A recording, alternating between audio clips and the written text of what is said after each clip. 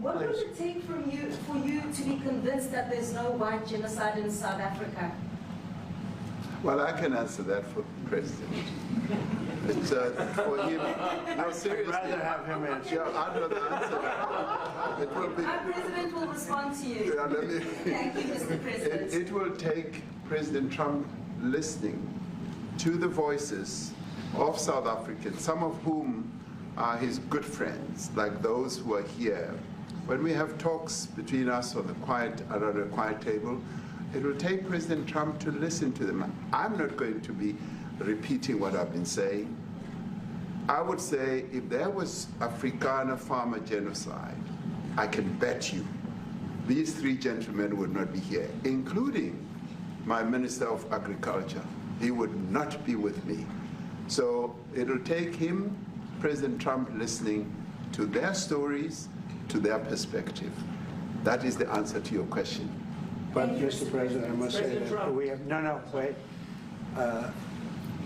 We have thousands of stories talking about it. Sure. And we have documentaries, we have news stories. And that, is Natalie here, somebody here to turn that?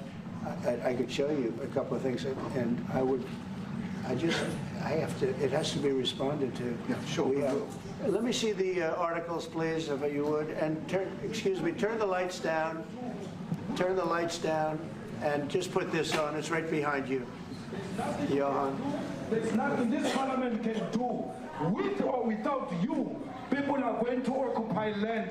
We require no permission from you, from the president, from no one. We don't care. We can do whatever you want to do. Who are you to tell us whether we can occupy land or not? We are going to occupy land. Yeah. South Africa occupy land. That's who we are. We can withdraw my membership from this useless parliament. Yes, honorable member.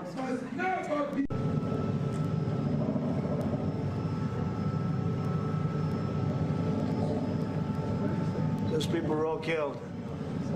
Have they told you where that is, Mr. President? No, I'd like to know where that is, because this I've never seen. Okay. I mean, it's in South Africa. That's where. We need to find out.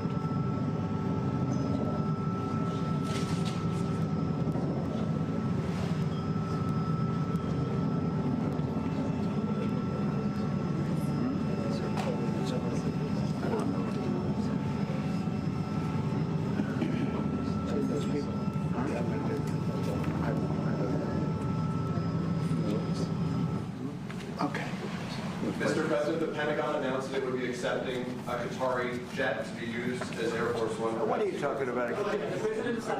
But we are starting with this whiteness. We are cutting the throat of whiteness in Ghana. Shoot to kill Gamanza. Kill the brewer, the farmer. Kill the brewer, the farmer. Pa, pa.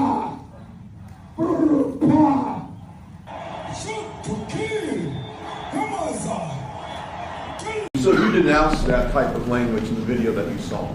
Oh yes, we've always done so. As government, as my own party, we are completely opposed to that. We, in 1955, adopted a document which said South Africa belongs to all who live in it. But why wouldn't you arrest that man? That man said, kill the white farmers, kill the white farmers. And then he danced, and he's dancing, and it's kill the white farmers.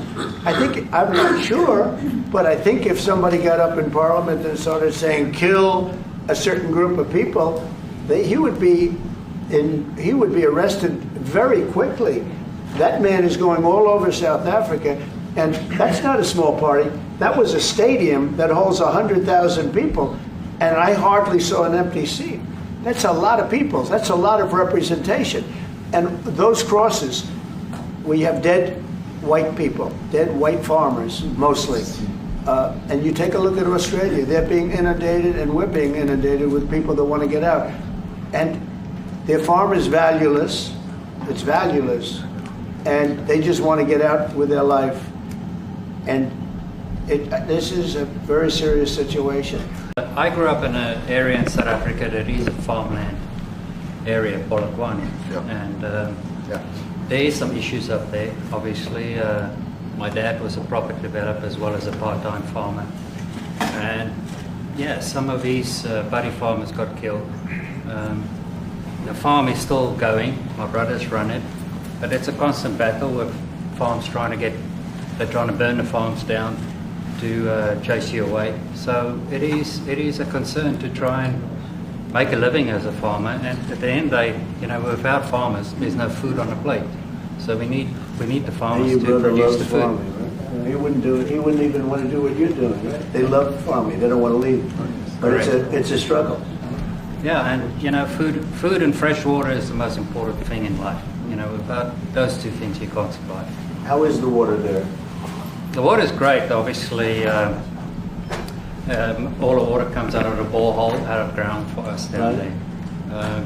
But yeah, it is a battle to get the water out sometimes when all the equipment gets stolen all the time that you're trying to get the So water does out. your family and your brother, do they feel safe on the farm? They live behind electric fences, try and be at night safe. But it is constant whenever you leave that something could happen. And There's nowhere to live. both of them has been attacked in their houses. My mom's been attacked in her house when she was 80. So it is difficult.